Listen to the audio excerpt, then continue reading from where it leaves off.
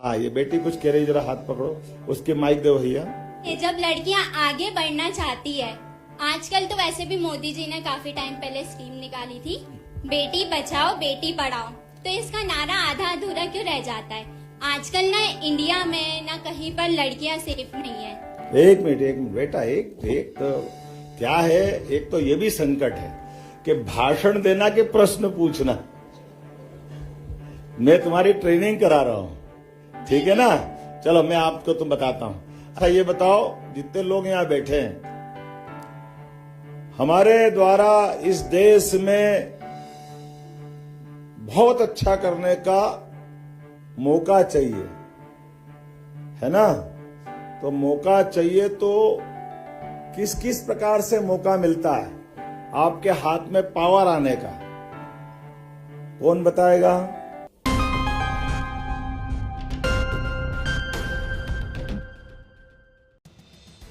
मुख्यमंत्री डॉक्टर मोहन यादव के नेतृत्व में जन कल्याण पर्व के अंतर्गत भोपाल के बरकतुल्लाह विश्वविद्यालय में स्वरोजगार व रोजगार केंद्रित युवा संवाद कार्यक्रम का आयोजन किया गया। इस आयोजन का उद्देश्य युवाओं को स्वरोजगार के लिए प्रेरित करना और रोजगार के अवसरों पर चर्चा करना है। कार्यक्रम में युवाओं को स्वरोजगार की दिशा में प्रोत्साहित करने के साथ साथ सरकारी योजनाओं और संसाधनों की जानकारी भी दी गई। इस दौरान युवाओं ने डॉक्टर मोहन यादव से अपनी बात को रखा, जहां मुख्यमंत्री डॉक्टर मोहन यादव ने युवाओं के सवालों का जवाब दिया। मैं कोशिश करता हूं आपसे संवाद करने की। आपके मन में कोई प्रश्न हो, खास करके सरकार को लेकर के कोई भी मन में प्रश्न हो, तो अभी अपने में से केवल अपनी जिज्ञासा के लिए, नहीं तो मैं तो बात करूंगा। हाँ, ये बेटी कुछ कह रही, जरा हाथ पकड़ो, उसके माइक दो भैया। मेरा बेटा दोनों पीछे कर लो जी। सर, मैं वुमेन्स पॉलिटेक्निक से मैं श्रद्धा चाहते हूँ, मैं फर्स्ट ईयर की स्टूडेंट हूँ। तो मेरा सबसे पहला सवाल ये है कि जब लड़कियां आगे बढ़ना चाहती है, आजकल तो वैसे भी मोदी जी ने काफी टाइम पहले स्कीम निकाली थी, बेटी बचाओ बेटी पढ़ाओ, तो इसका नारा आधा अधूरा क्यों रह जाता है? आजकल ना इंडिया में ना कहीं पर लड़कियां सेफ नहीं है। एक मिनट बेटा, एक तो क्या है, एक तो ये भी संकट है कि भाषण देना के प्रश्न पूछना। मैं तुम्हारी ट्रेनिंग करा रहा हूं, ठीक है ना? चलो मैं आपको तुम बताता हूं। अच्छा ये बताओ, अभी अभी किस देश में, हमारी देश से भी पुरानी आजादी की बात करता है, ऐसा कौन सा देश है जिसने अभी अभी एक बेटी को मौका नहीं दिया राष्ट्रपति बनने के लिए? सर, मौका दिया। अरे सुनो तो सही यार, कौन सा देश पीछे रह गया बताओ? कमला हैरिस का नाम सुना है? कहां लड़ रही थी चुनाव वो? आपको मालूम, लगभग 300 साल के आसपास वहां आजादी है, लेकिन आज तक कोई बेटी राष्ट्रपति नहीं बनी। बनी क्या? तो अपने देश में उल्टा है। हमारे यहां पर यशस्वी प्रधानमंत्री के नेतृत्व में अभी राष्ट्रपति कौन है? तो ताली वाली तो बजाओ, ये हमारे अपने देश की ताकत। अब बैठो बेटा, है ना? अब माइक दूसरे को दो। ये तो ऐसे, लेकिन जब रोजगार की भी बात, एक मिनट बेटा, दूसरे को लो ना। अब ये बताओ, अपने देश में तुम्हारी बात का एक और प्रश्न का उत्तर देता हूं, है ना? बैठो। हमारे यहां देश की आजादी के तुरंत बाद अपने प्रधानमंत्री और राष्ट्रपति दोनों पद बड़े हैं ना? और इस पे दोनों बहनें रही कि नहीं रही है? इंदिरा गांधी जी पहले प्रधानमंत्री रही और अभी राष्ट्रपति भी। तो ये देश तो अपना ही है। अच्छा ये बताओ कि 200 से ज्यादा देश है दुनिया में, कौन सा देश ऐसा है जो माता प्रधान है, जिसका नाम अमेरिका माता की जय, इंग्लैंड की माता की जय कोई बोलता है? बताओ जरा, बताओ कौन बोल रहा है? कोई बोलता है? तो अपने यहां तो देवता का नाम लेने के पहले भी सीताराम, राधे कृष्ण। अपनी संस्कृति कितनी अच्छी संस्कृति है, इतनी अच्छी संस्कृति को हमको केवल जानने समझने की देर है। हमारे लिए सौभाग्य की बात है, हम किस देश में रहते हैं? जो देश अपने लिए क्या कहता है? भारत माता की। देखो, अपने 200 से ज्यादा देश, लेकिन एकमात्र देश जो मात्र सत्ता को पसंद करता है, मात्र शक्ति के आधार पर आगे बढ़ता है। और मध्य प्रदेश वाले तो लाडली बहना वाले हैं। ऐसा क्या बात है? लोग कहते हैं, अरे क्यों पैसे दे रहे हो, काहे के लिए दे रहे हो, पैसे का क्या होगा? हमने कहा, भाई तुम्हारे पेट में क्यों दुख रहा? बहन बेटी के हाथ में पैसा दे रहे, जरूर देते रहेंगे। उनको नहीं देंगे तो किसको देंगे? और अब मैं आपसे प्रश्न पूछता हूं, इस आजादी के बाद सरकार के द्वारा, मैं प्रश्न पूछना, थोड़ा उत्तर देना, बहनों के लिए किस सरकार ने सबसे बड़ा कदम उठाया है? कोई बताएगा?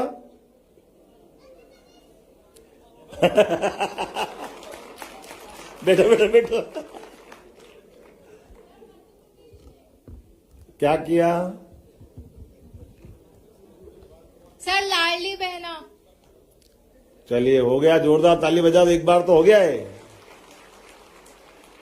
अब इसके अलावा मैंने कहा, केंद्र सरकार में नरेंद्र मोदी जी की सरकार ने ऐतिहासिक रूप से निर्णय लिया है, वो इस देश की एक तरह से राजनीति बदलेगा।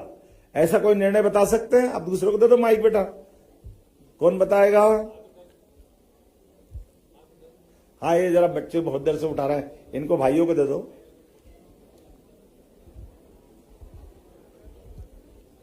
Sir, women reservation. हैं? Sir, reservation for women's. ये जोरदार ताली बजाओ, कितनी बड़ी बात। महिला आरक्षण पार्लियामेंट में, असेंबली में 33% आरक्षण। और बड़ी बात क्या, ये जो अभी हमारी जितनी लोकसभा विधानसभा है वो तो रहेगी, लेकिन इनके अलावा इन पे प्लस कर दिया 33%। यह है मोदी जी की सरकार बहनों के लिए काम करने का सबसे बड़ा निर्णय। अब जरा ये अच्छा, माननीय मंत्री जी कह रहे हैं, मध्य प्रदेश में बहनों को कितना आरक्षण दिया हमने, जरा बताओ। कौन बताता है? आप दूसरा पे बताओ, जिनने नहीं बताया वो बताओ। 35%। जोरदार अभिनंदन करो इनका। क्या नाम आपका? राजुल कुशवाहा, गाड़ावाड़ा। राजुल कुशवाहा। अच्छा, बहुत अच्छा, धन्यवाद। अच्छा, अब ये अपन राजनीति से बाहर आए कि अंदर ही जाए? बताओ क्या मत है? जो राजनीति नहीं पसंद करता वो हाथ खड़े करो, शर्माओ मत। जो राजनीति पसंद करते वो हाथ खड़े करो। अच्छा, उल्टा बोल रहे हो, मेरे को तो समझ में नहीं आ रहा है। नहीं पसंद करने वाले भी बहुत कम हाथ उठ रहे हैं और पसंद करने वाले बहुत कम है, तो बाकी क्या करने वाले बैठे हैं?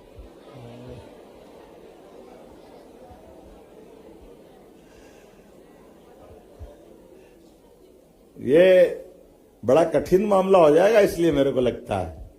अच्छा, ये बताओ, जितने लोग यहां बैठे हैं, हमारे द्वारा इस देश में बहुत अच्छा करने का मौका चाहिए, है ना? तो मौका चाहिए तो किस किस प्रकार से मौका मिलता है आपके हाथ में पावर आने का? कौन बताएगा? अरे बहुत अच्छा, अब जो नहीं उठाया उनको उठाने दो। हाँ, इनको दो माइक।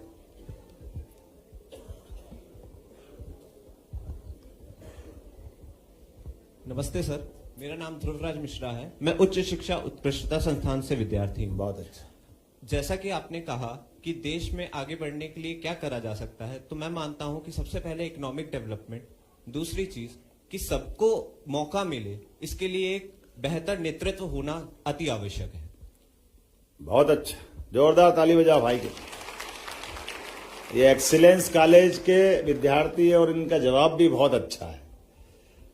अपने देश में आर्थिक रूप से सक्षम होना चाहिए, पहले आपने कहा, और दूसरी बात और जोड़ी, नेतृत्व भी अच्छा होना चाहिए। लोग कौन चाहते कि केवल आर्थिक रूप से मजबूत होना चाहिए? हाथ खड़ा करो जो चाहते देश आगे बढ़े। आर्थिक रूप से बहुत मजबूत होना चाहिए।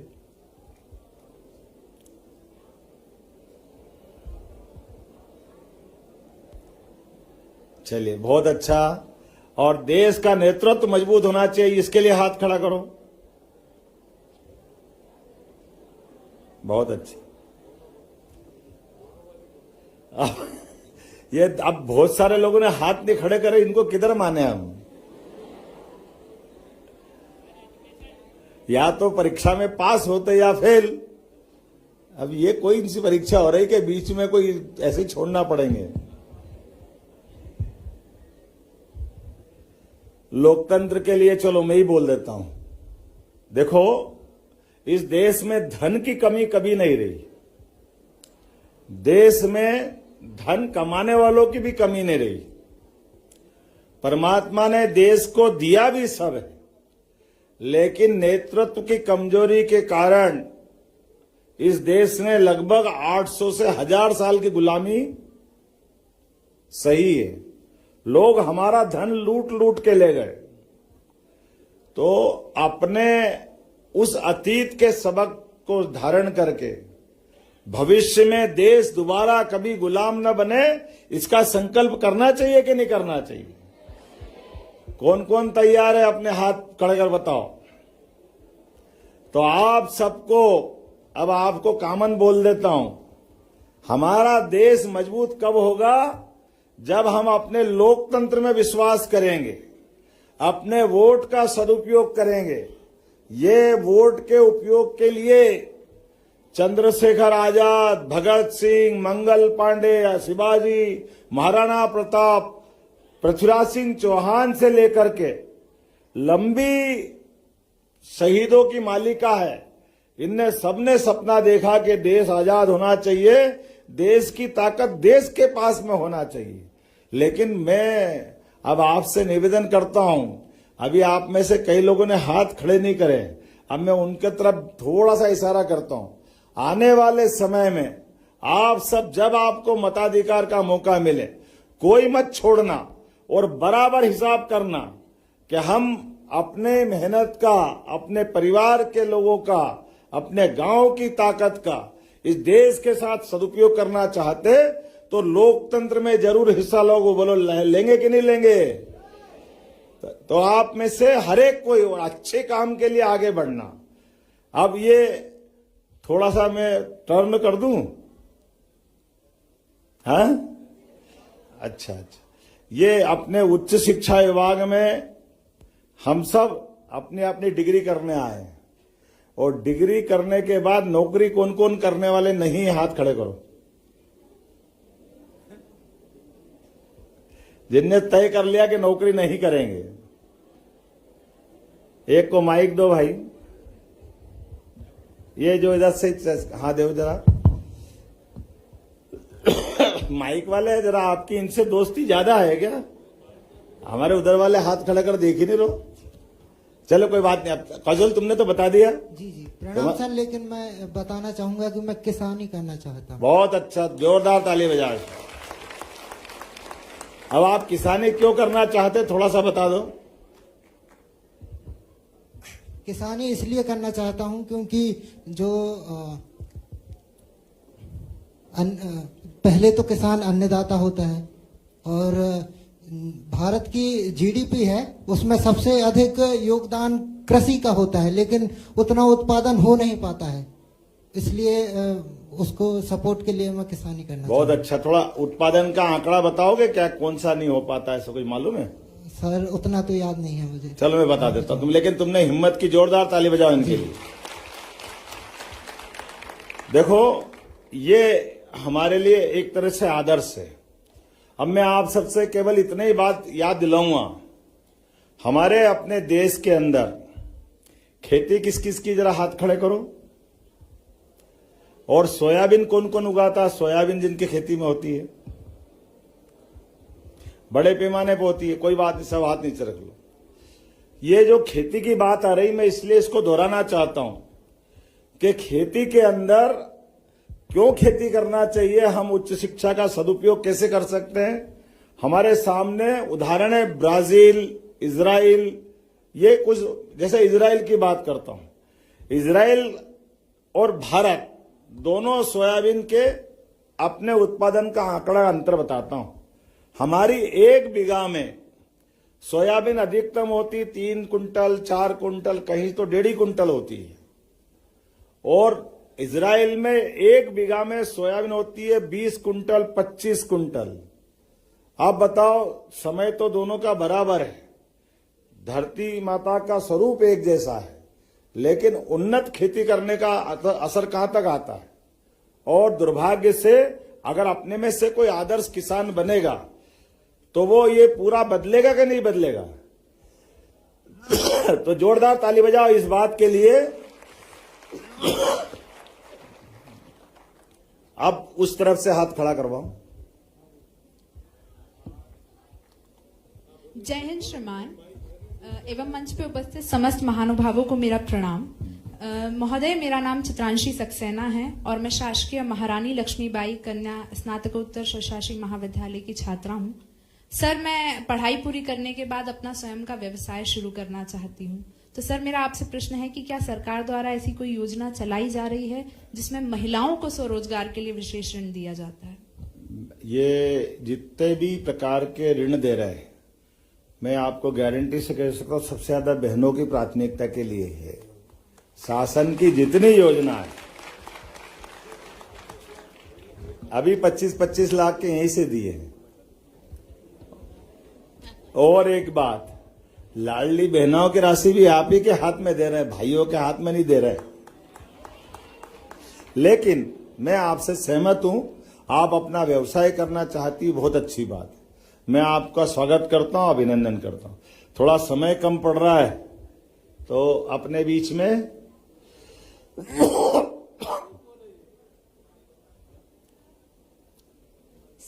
हेलो सर, मेरा एक क्वेश्चन।